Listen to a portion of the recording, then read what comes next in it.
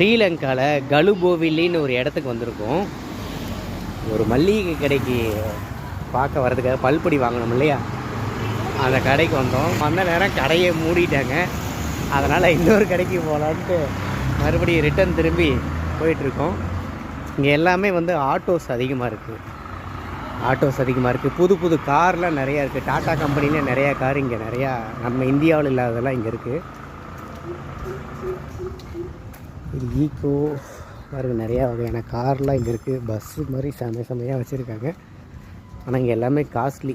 ஒரு கார் வாங்கின மாதிரி இருந்தால் இங்கே வந்து அரௌண்டு ஒரு 60-70 லட்ச ரூபா ஆகும். அந்தளவுக்கு வந்து பார்த்திங்கன்னா இருக்குது. செகண்ட் ஹேண்ட் காரே அந்தளவுக்கு வருதுங்கிறாங்க. ஒரு மல்லிகை கடைக்கு பல்பொடி வாங்கிறதுக்காக போயிட்டுருக்கோம்.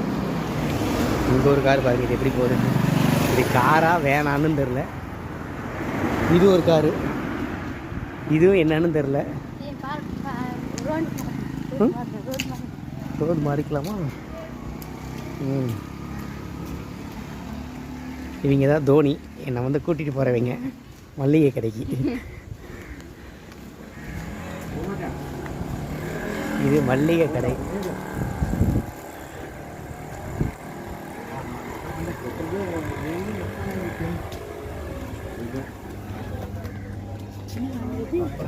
பல்பொடி 1, அப்புறம் வேறு என்ன போதும். பல்பொடி 1 போதும், ப்ரஷ் 1.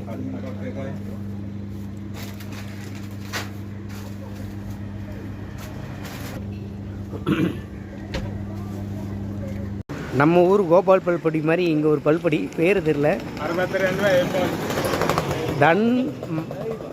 தன் தாமுகத பருப்பொடி. இது ரெண்டும் சேர்த்தி 160 ரூபா இலங்கை காசுக்கு. மீதி வந்து 340 ரூபா இங்கே இருக்குது. இலங்கை காசுக்கு 160 ரூபானா நம்ம ஊர் காசுக்கு 40 ரூபா பக்கம் வரும். இது ரெண்டும் தோராயமாக. அவ்வளோதான். பல் வளர்க்குறதுக்கு போகணும்.